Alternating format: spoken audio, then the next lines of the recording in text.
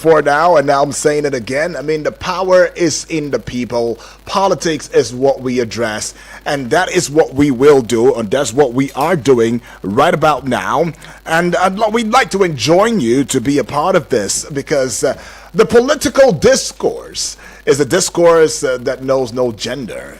Just as you have with the sports, with Vic right there. No, but politics I think sports actually knows gender. Sports does not know gender, honestly. Well, Vic is still in the studio, so he can attest to that. But anyways, Vic is choosing to stay this one out. I don't know why, but he's choosing to stay it out. But, well, politics, of course, knows no gender. Having AIDS here and there. I mean, just recently we've seen the 460 billion US dollar Chinese, loan that has been, addressed to put in infrastructure, road infrastructure. Is it the Abuja Makudi road and all of that? And one of the family members, Honorable Edwards, said, you go and you that road, Lord. It does feel like you're not in Nigeria. That's how he puts it. That's to show you the durability, the beautification of that road and all of that. And although there's been some tax imposed, or toll, if you like to put it that way, tolls to be paid, 500, ranging from 500 and 1,600 naira and all of that. But yeah, this is what we keep talking about every now and then. Nigerians keep saying that if you are to collect or borrow monies, right, as long as these monies are put into infrastructural use, as long as they're judiciously used and put in the right industries, then we don't have a problem with it. Nobody would have a complaint about it. But if these monies are not channeled rightly, then you would indeed see the repercussion in the society, and it will indeed allow for emotions to run high, sentiments to run deeply, and of course that's what brings about the misunderstandings, the misconceptions, the misconstruements, or the misconstruing, that would lead ultimately to strikings, to protest here and there. And then the negative side of it would be the embezzlement, the misappropriation, the corruption that trails. And because we do not want to have that, we are always looking out to speak about matters that concern aids to the country. As soon as these aids come, loans, grants, whatever it may be that you might want to call it, we'd love to talk about it.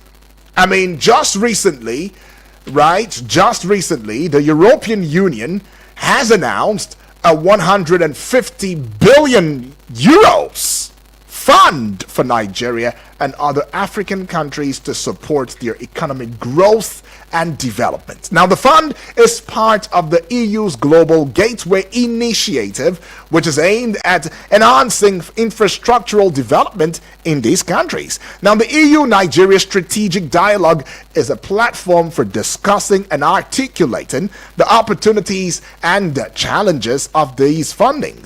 Now, the dialogue is crucial in ensuring that the funding is utilized efficiently and effectively to drive progress and development in Nigeria and other African countries, right? Over time, we've seen, Omoife, that, the government is a bad manager when it comes to, channeling monies into capital projects, infrastructural development and all of that. But now it is the EU, through its global initiative, that is looking into this one.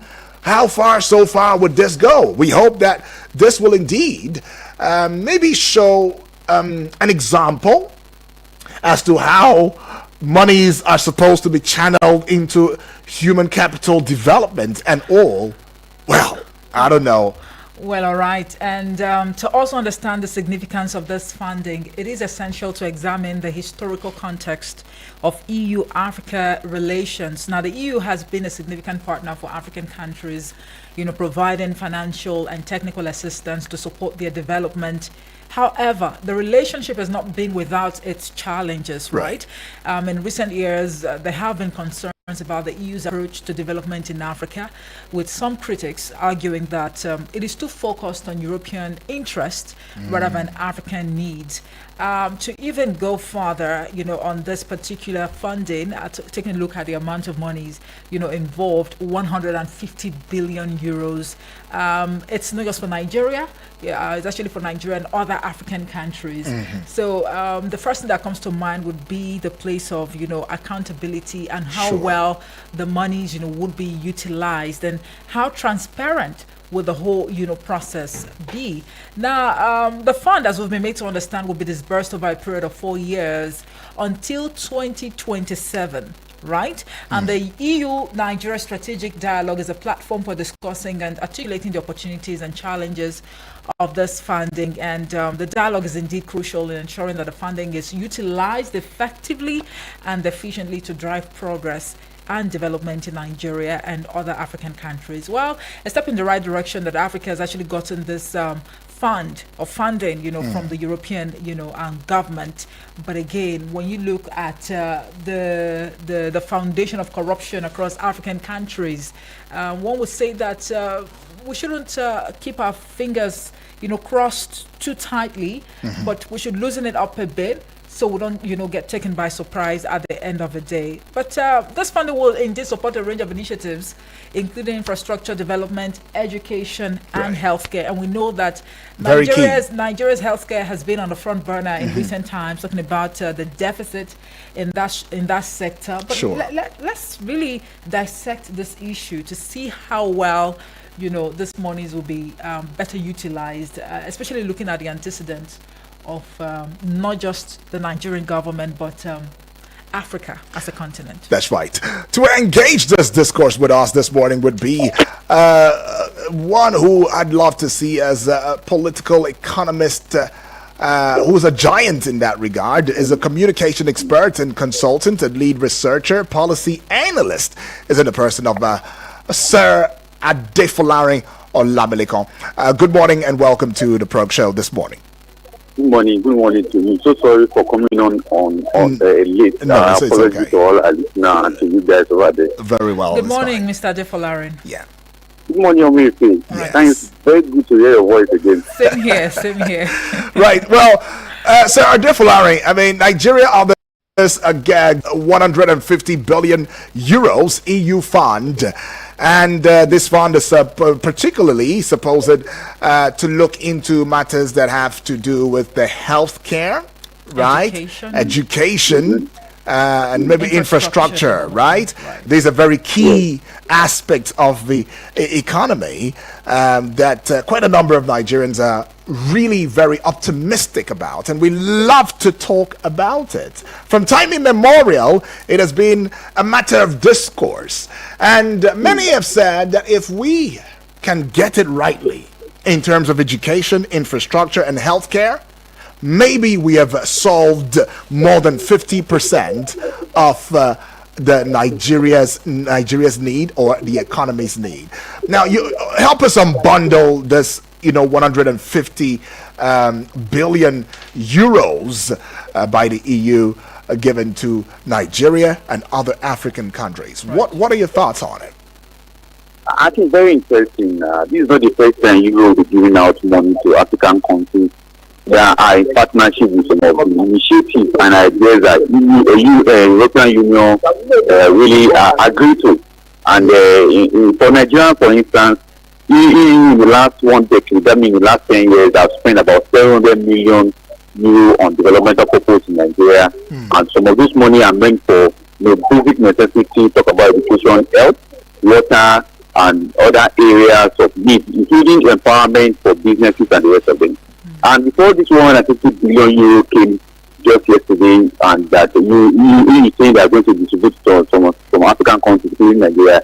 Last week there was also another 300 million euro that have been brought into Nigeria to be distributed to businesses under the EU Chambers of Commerce body, which Nigerian business people are part of. So it has been a gesture of bringing money into Africa, either by EU organization and other sub-two organizations.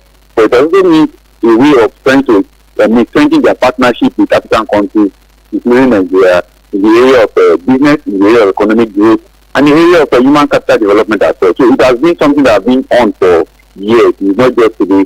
But this particular 150 billion euro we are talking about now is considered under a particular initiative called the Gateway Initiative. The Gateway Initiative is like an entry point for EU to also look at other areas of concern that are affecting African countries, particularly the area of poverty, area of health, education, and area of drinking water as other infrastructure that ordinarily the government of Nigeria is supposed to provide for its people.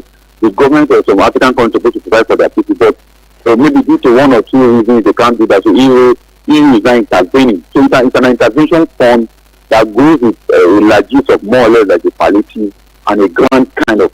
So that's what it means. And one thing most people establish here is that it's not going straight to the government coffer per se, but it's going to strengthen some activities of the government through EU initiative itself, through activities of EU in direct implementation and direct engagement with people of Nigeria and African countries that will be receiving 250 billion euros that we're talking about. Right. Well, some analysis right there.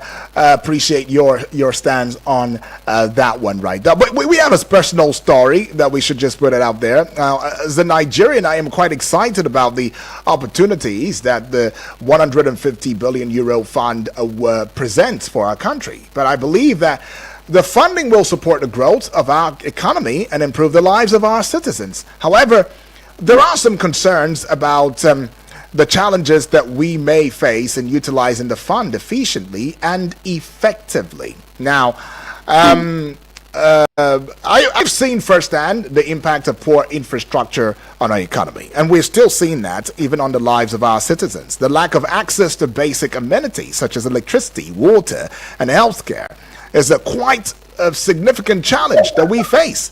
Now, it is the belief of every Nigerian that a 150 billion euro fund presents an opportunity for us to address these challenges and improve the lives of our citizens. But then, how can we now ensure, as citizens, as Nigerians, that this 150 billion euros fund is utilized effectively and efficiently, especially to support the growth of our economy and improve the lives of our citizens? That's on the one part. Now, on the second part, we hope there is this fear that we hope that this will not create a laxity on the part of the government, because in the budgets there must have been budgets, monies budgeted for these same sectors and all of that. The fear now would be, hope it's not going to create laxity such that the government will now relax and say, well, okay, the EU is pumping in 150 billion euros, so maybe we should channel these monies that we budgeted for these sectors into other sectors, as it were. And before you know it, we don't know how these monies, where they enter and all of that. How do you attend to this? I think you need to clarify the whole money. The entire 150 billion euro is not coming to Nigeria. Right. Okay. Nigeria is going to partake inside 150 billion euros. Okay. I don't know how much they are going to give to Nigeria, but the entire money is for certain African countries. Remember, we have 54 African countries, and majority of the African countries are friends and partner with you and the European Union. So 150 billion euro will be shared among these partner countries with you. Maybe at the end of the day, it will be 2 billion that will come to Nigeria, it will be 5 billion to we don't know the amount here, but the total money that EU is giving out to Africans, so their Gateway Initiative is 150 billion.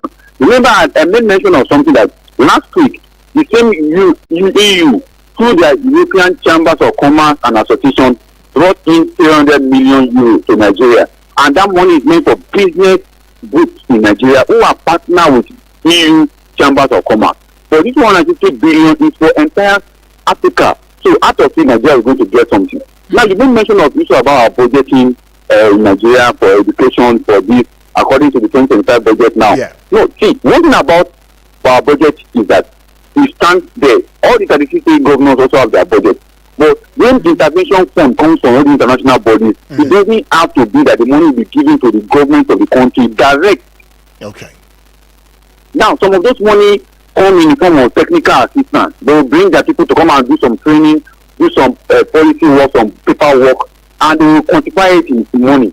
Then they also have to come with some aid grants, maybe some products, some items they bring in. They also quantify it with money. Like this case of 150 billion. That money is meant for health issues, for health related issues. That money is meant for education. That money is meant for water. That money is meant for SMEs empowerment. By the time they begin to bring that share of Nigeria of that 150 billion, now that some of those money will be used for the step down program. There could be a step down program from NGOs here in Nigeria.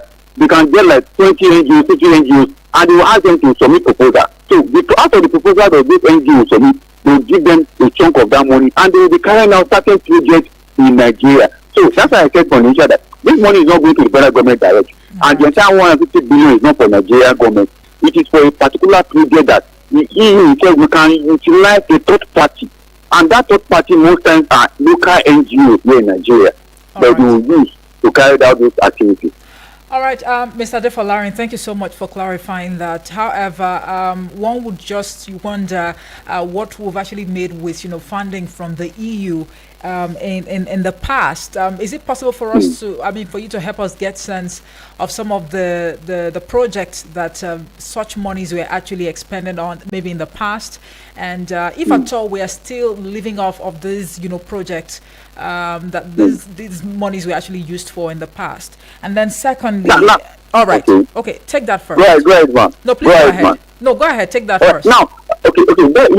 I recently participated in one EU focus group discussion in one of our media houses. So they call some of us are expert economics, media practitioners to do a focus group discussion. And we understand that one of the channels that EU have supported Nigeria so much is our democratic and electoral processes. And in that regard, EU has spent billions upon billions of naira to strengthen INEC, to facilitate training, and to also empower NGOs who are in the corridor of election monitoring and observation, including media houses.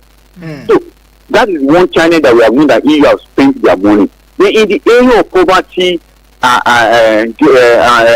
alleviation, we also seen EU carry down some steps implemented project in the area of poverty alleviation in Nigeria. We see them supporting farmers in the area of seedling, in the area of farming. We also see them building schools and renovation of schools in Nigeria. So those are the kind of things that we do, including health projects and the rest of them. Those are the areas that EU have been working, spending their money in a couple of years that we're able to follow EU activities in Nigeria. But most times, they give those money directly at the national level, and when they give the money directly to federal government, most times those money are stepped down to the state government level, whereby state government will now collect that money, then local government also partake in those money. And that's how EU have been working in Nigeria. But what areas that have been very significant that we have seen EU spend much money in Nigeria is the strengthening of our Independent National Electoral Commission. That is INEC is supporting them to carry out facilitation training as well as election observer for most of the NGOs that participated in election observer in Nigeria. So would you say, for example, in the electoral process, bringing about electoral reforms and all of that, have we made any progress so far?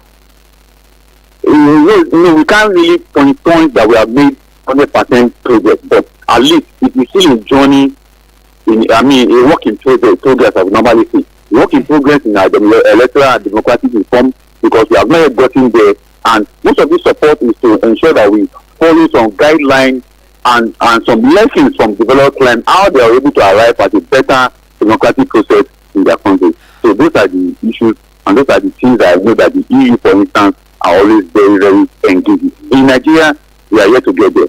It's really a work in progress.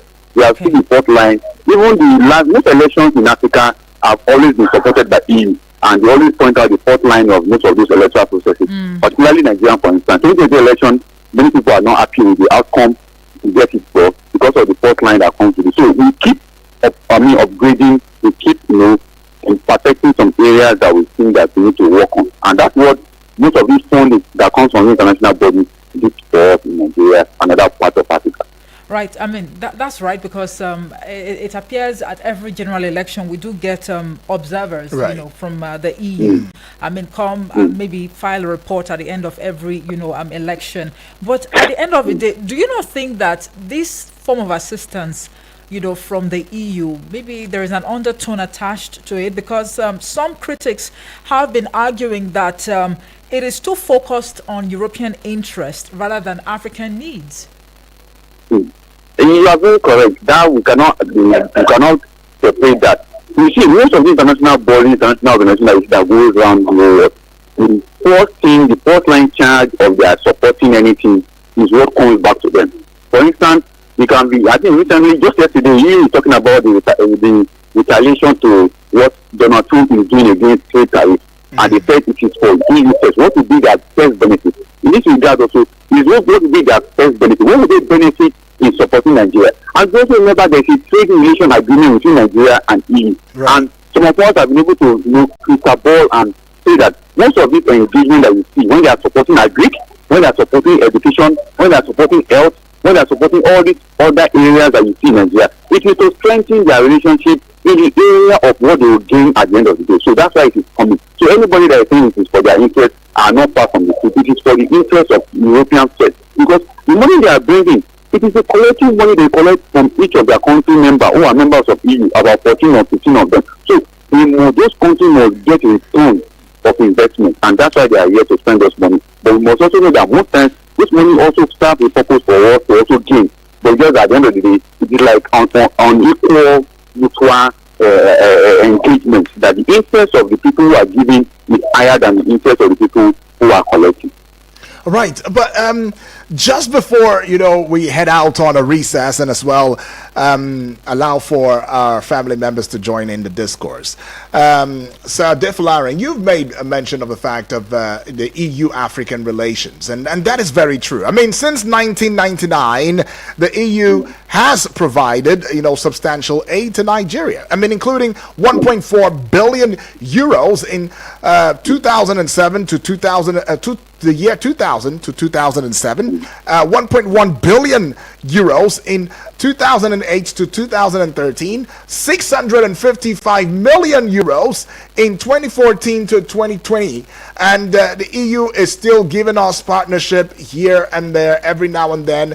Not a bad thing, if you ask me, just as you rightfully mentioned. But then again, if it is centered on EU interest, it makes one wonder why then are we having such partnerships if these partnerships are intended to serve their interest and not the average Nigerian interest? That's on the one side. Secondly, some Nigerians will want to come out to saying that if all of these fundings have been coming in whatever shape or form into the country, we're taken from 1999 up until now, why then is progress seemingly slow?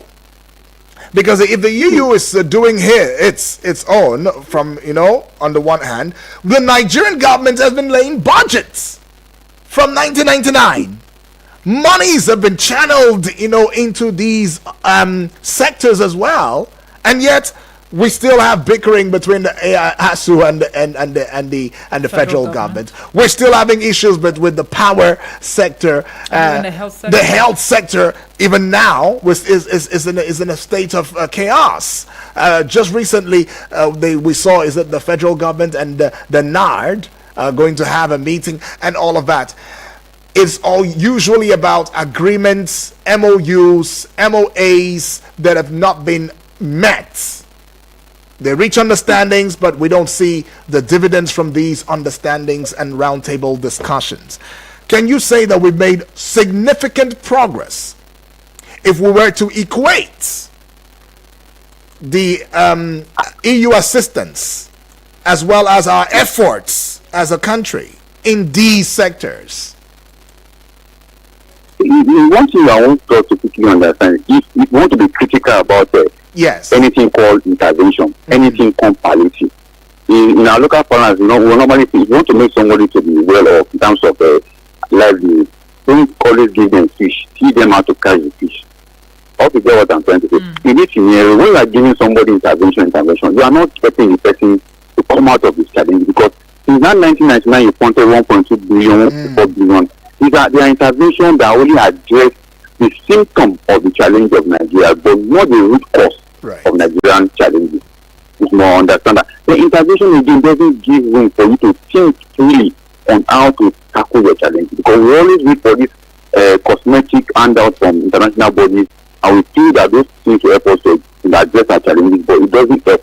So another thing is this: most of this money that comes in, as I pointed out, some of them are quantified in the aspect of technicality. Technicality means you bring your expertise to the country, they will come here, they will stay in a hotel, they will pay their extra cost and the rest of them. You also quantify this, what we spend on them as part of what you have given.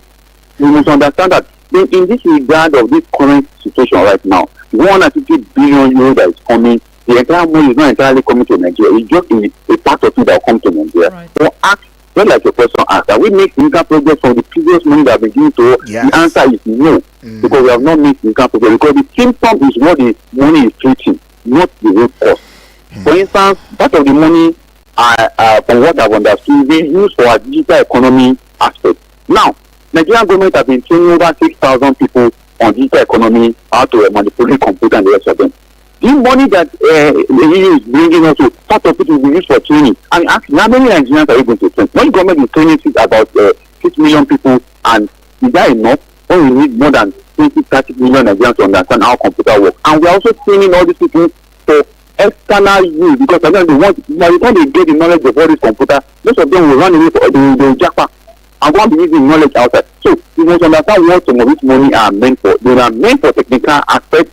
They are also meant for grant. And when you say we are giving somebody grant or aid, it means that most of the things will come from the giving country. If it is a product, if it is an item, for instance, in the health sector, they are giving us medication, pharmaceutical products. Those items will be imported from Europe.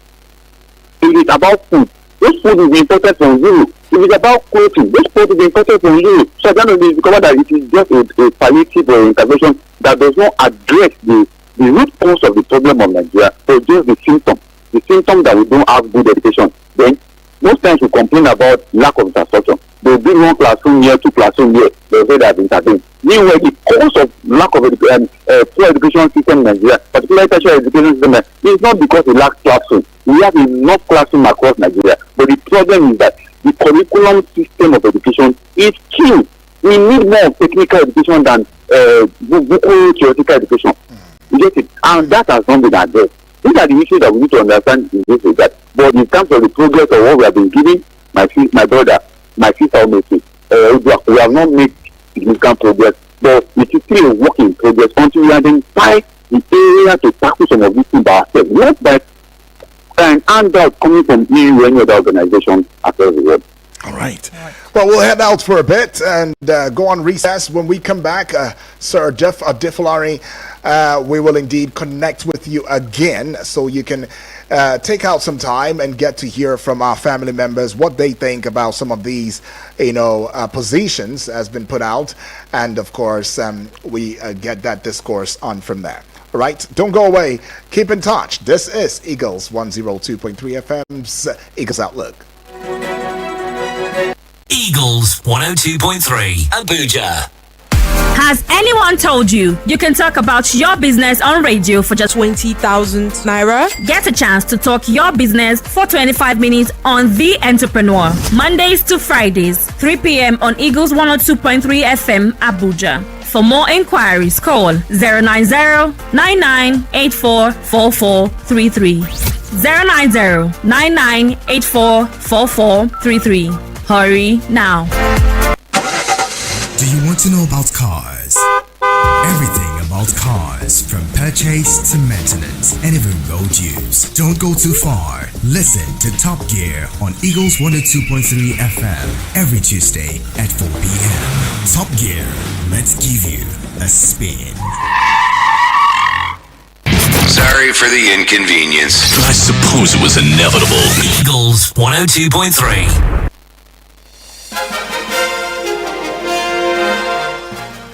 Back from recess right there, 36 minutes gone past the hour of 9 on the AM side, and we still talking politics and current affairs. We call it Eagles Outlook. You want to call it the political and current affairs probe show. Whatever it is that you want to call it, it's one and the same. Thank you far too kind for keeping your ears and leaving your hearts, on here up until now. And we'll be looking at, the conversation that borders around Nigeria, others getting 150 billion euros EU fund, and quite a number of Nigerians have said welcome development and all of that. But then it does seem as though it is Eurocentric, even though it is trying to address some of the concerns in the country. And it makes you wonder, what then are these funds for?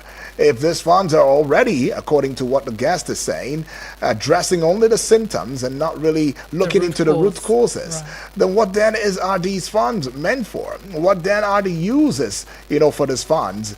But then one question that we failed to really ask, Sir Defalari, would have been, has it aided the economy in any ways? Has it improved our economy in any ways? Is it does the economy stand a chance of having some lights in the darkened parts of the economy in one way or the other? But whatever question you may have, you might as well want to bring those concerns and ask that question right about now as we give you the studio numbers.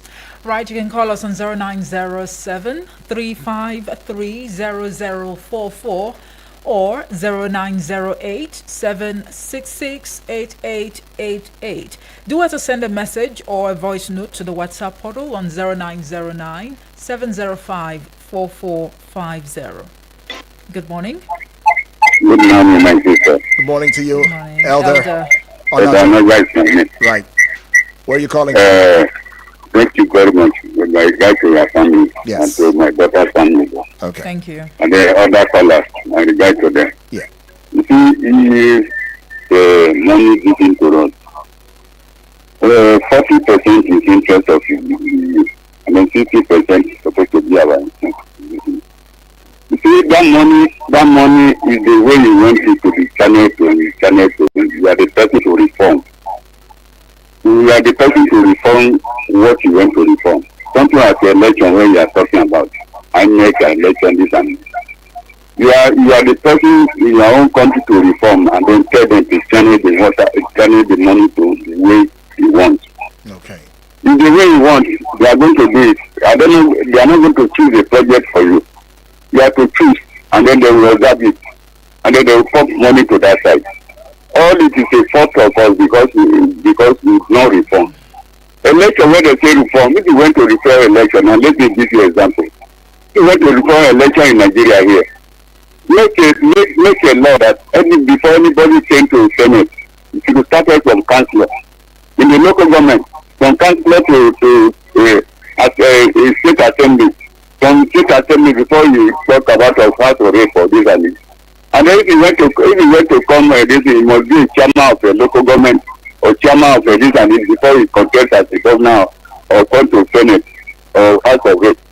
You reform the election right from the local government. You not reform and then you collect money to INEC. INEC will refuse it. It's the way you reform your country, the way you reform the education, they will put money to it. Technical education, that's what we need in Nigeria now. The curriculum we are using now is updated the curriculum. What they have abandoned more than 20-something years or 30 years. That's what we are sending our students to university to go and learn with expensive editions. What somebody has created about 200 years ago, they have removed that curriculum from education in the other countries. That's what we are sending our children to go and learn.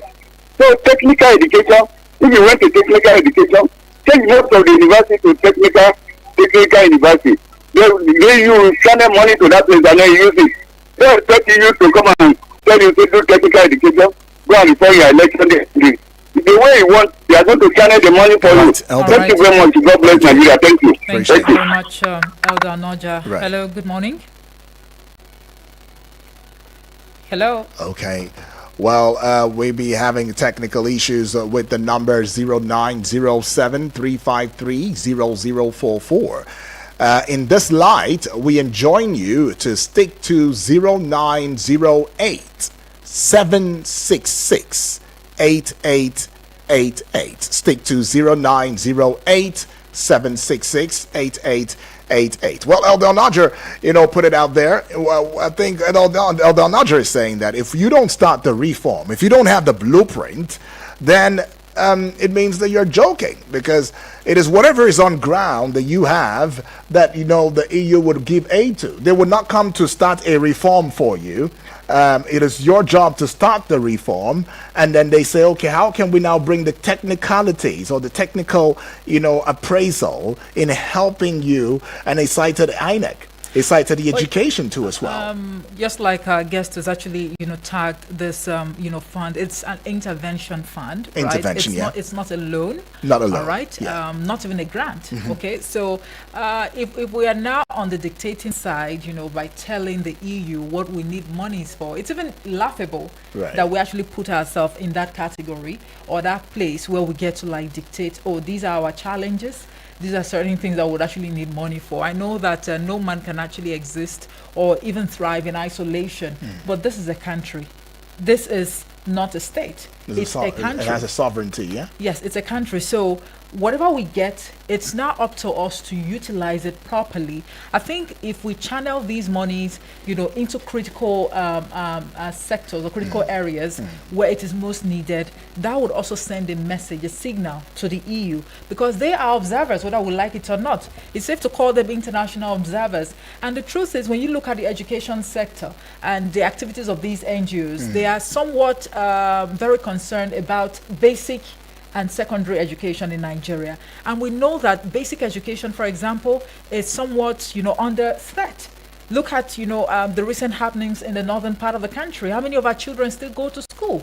So there was an expose on the Premium Times newspaper, I think late last year, December, I guess, just an overview of, what happened in the basic education sector for the year 2024. And what was revealed, honestly, if you actually had a good read, you would understand that the education sector, basic education, for example, is actually under, a threat, a very serious one at that matter, for that matter. So if the EU is actually suggesting that we channel these monies into the education sector, the healthcare, and maybe infrastructure development, it's actually for obvious reasons, because they are indeed observers. Take a look at the healthcare. There's been a brain drain in that sector. We have been lamenting. And the truth is, these people will not just, come out of the blues and assume that these are the sectors where we're actually lagging behind.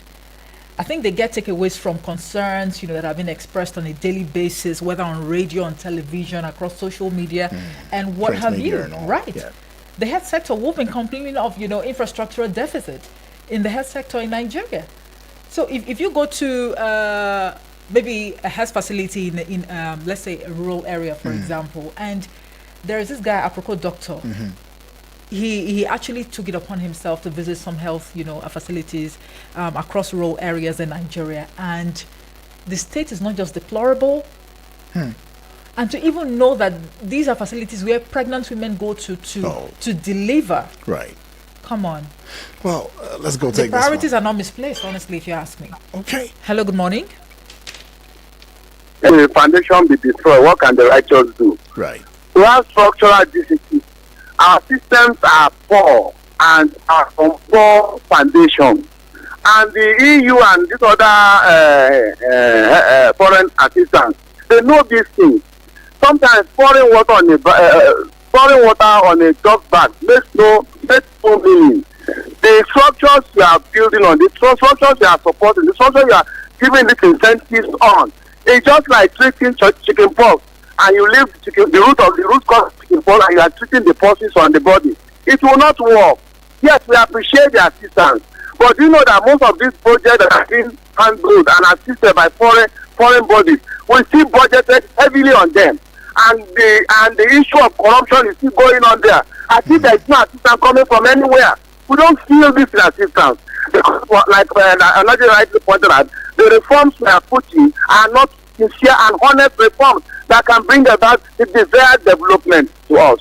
Until we do the needful, all these assistance will just be like water on a dog bag. and it makes no meaning. Thank you very much. All right, that is the number you can call to have your thoughts loudly and clearly in the arena of the Eagles Outlook as we go talking politics and current affairs. And might we also add that we have an internationally accepted, globally recommended, television station that we are hosting across social media platforms. I mean, we have one on YouTube, right? Where you can subscribe and just be a part of the discourse. On Facebook as well, you should give us a like and following and let us into your 2 cents in the discourse, and keeping in mind that it's more like an archive, so you can always get back to it and watch it and give your 2 cents. The truth is, things have to be put rightly in this country. Things has to be done rightly in this country. But if we maintain the culture of silence, we won't get it rightly. That's the truth.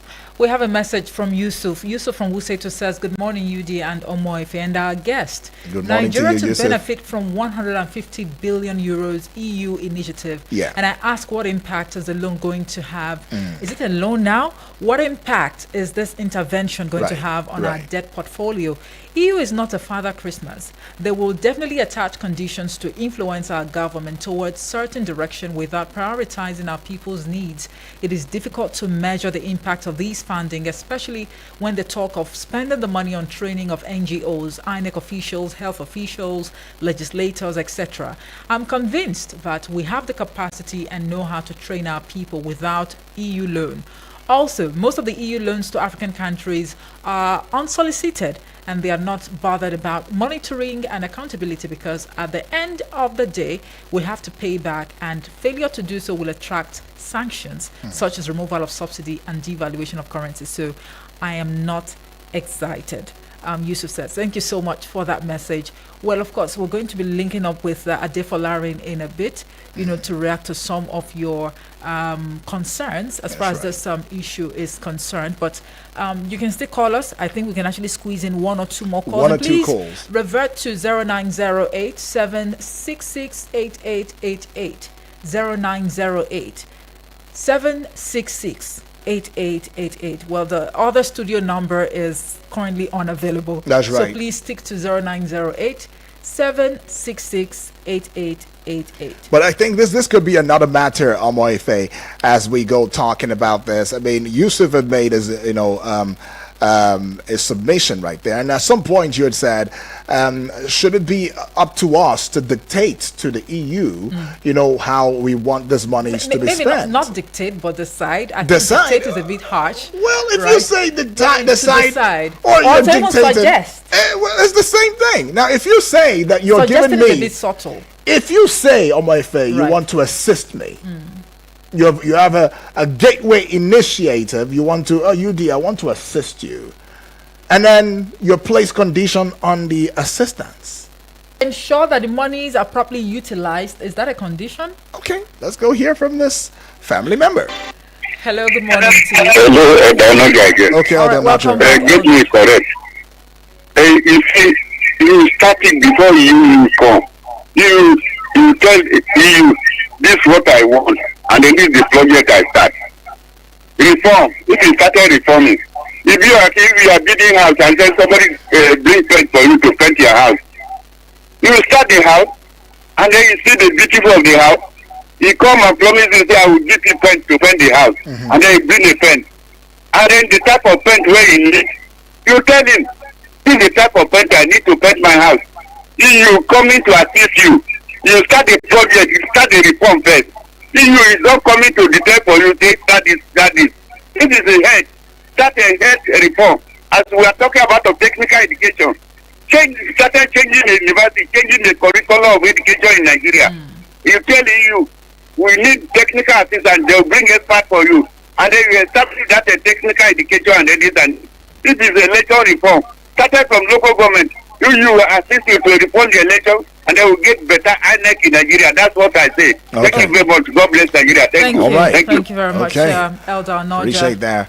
Elder Naja giving us 2 cents. Well, we'll connect. Okay. No, I think we can Well, link up with we should link up with Adefolarin now. Sir Adefolarin at this point in time. I'm glad that we are really talking about this because we should settle, some what I call it is exigencies now, some aspects of this discourse, that needs some settlement, right? And that being said, just to point us back, into what the discourse has been about. Yeah, we're looking at the fact that Nigeria, our dear country, has received or is looking forward to being a participant of 150 billion euros. Participant or beneficiary? Well, okay, beneficiary, but you're still you're still participating in it. I mean, you're right, beneficiary though, right? 150 billion euros EU fund,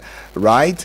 And quite a number of angles have come out of it. I mean, if the EU is coming, the question will be, what type of assistance are they really giving? If it's mostly technical, it means therefore that there has to be something substantive. If you don't have anything substantive, how then do they indeed lay impact on some of those projects? But Sir Deflari, welcome back. We're glad. Thank you for having me. Yes. Thank you for having me. I don't know. Were you opportune to hear the family members get to add your voice in the discourse? I didn't hear any of them, but Right. you can just brief me on what most of them are saying, then you can react to them. All right. First of all, there are actually takeaways from the views that have been expressed. I would like you to start off by clarifying if this is an intervention fund, if it's a loan or a grant. Let's start from there. It is an intervention fund. I think there is no attachment to it because the way it is being proposed by the EU, they call it a gateway initiative funding, in a way that it will help some African countries to be able to ameliorate some of the challenges they have. But you know that in every money that this kind of international organization invests in any country, they will have a way of repaying it back. Okay. And it's an intervention fund. Most of, I pinpoint something, I think it has two ways. It can be technical. Technical in the sense that they will bring their people in here. It's just a way of creating employment for their people. They will bring them here to come and work, do training, facilitate training, do this, do that.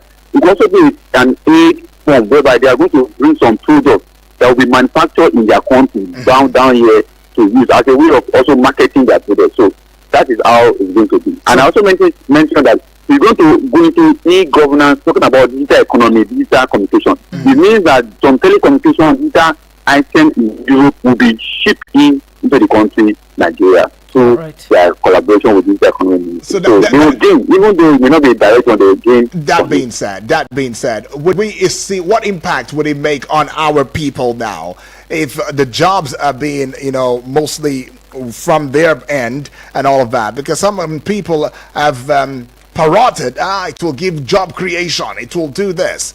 Do you see that too? Definitely to bring job creation, but is it sustainable job? Is it job that, okay, in 1999 they have spent 1.2 billion. Between 2007 and now they also spent close to 3 billion euro or thereabout into the country. How many jobs have been created with that? How many people are benefiting from that? It's just a minute of our population benefit. It's not something that will be, that has that huge number. If numbers of Nigerian poverty, number of Nigerians out of school, number of Nigerians looking for drinkable water, number of Nigerians seeking, good health facilities are much in number. But when they bring some of these funds, it doesn't take care of the entire population, just a minute of it, and that's what we need to understand. All right. So Adefolarin, before we let you go on a final note, what exactly do you think will be the yardstick for even selecting some of these NGOs that this monies would actually be stepped down to? And should it be a little bit of a concern for our dear country, Nigeria, especially looking at the antecedents of some of these NGOs in Nigeria, relating it to, the fight against insecurity?